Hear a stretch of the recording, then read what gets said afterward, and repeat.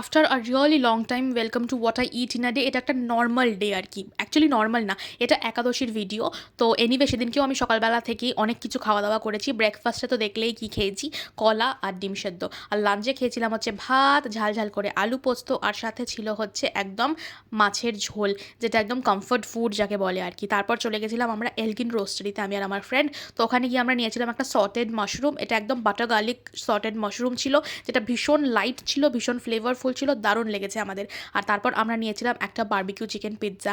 এই পিৎজাটার মধ্যে ভরে ভরে চিজ দেওয়া ছিল, যা চিজ পুল হয়েছে না, মানে ভিডিওটা আমি একটু লেটে স্টার্ট করেছি, তাই জন্য এক্স্যাক্ট চিজ পুলটা দেখাতে পারিনি, বাট তোমরা এটা দেখেই বুঝতে পারছো নিশ্চয়ই যে কতটা বেশি চিজ ছিল পিৎজাটার মধ্যে। খাবার দাবার ওখানে ভীষণ ভালো। তো আমার বন্ধু আবার একটা ক্র্যানবেরি আর অরেঞ্জ একটা মকটেল টাইপের নিয়েছিল, মোহিতো টাইপের।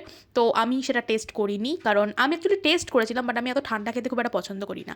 তারপর নিয়েছিলাম আমরা হচ্ছে আই থিঙ্ক গ্রিলড ফিশ, বা গ্রিলড ফিশ না, এটা বোধহয় ওই বাটার গার্লিক টস্ট ফিশ কিছু একটা আইটেম ছিল, এক্স্যাক্ট নামটা আমার মনে পড়ছে না, যেটা ভীষণ ভালো ছিল। বাট দি বেস্ট ছিল হচ্ছে ওখানকার ব্লুবেরি চিজ কেকটা। এলগিন রোস্টারিতে আমরা গেছিলাম, এটা হচ্ছে গল্ফ গ্রিনে, তোমরা পারলে কখনো নিশ্চয়ই যেও। আর এই যে আমি আর আমার বন্ধু দেখো দুজনে মিলে চামচ নিয়ে রেডি একদম ডিগিন করার জন্য। তো আমরা তো দুজনে খেয়ে চিজ কেকটা প্রচণ্ড খুশি হয়ে গেছি, ইনফ্যাক্ট সব খাবারগুলোই আমাদের ভীষণ টেস্টি লেগেছে। আর চিয়ার্স করে দেখো আমরা খেয়ে নিলাম আমাদের চিজ কেক।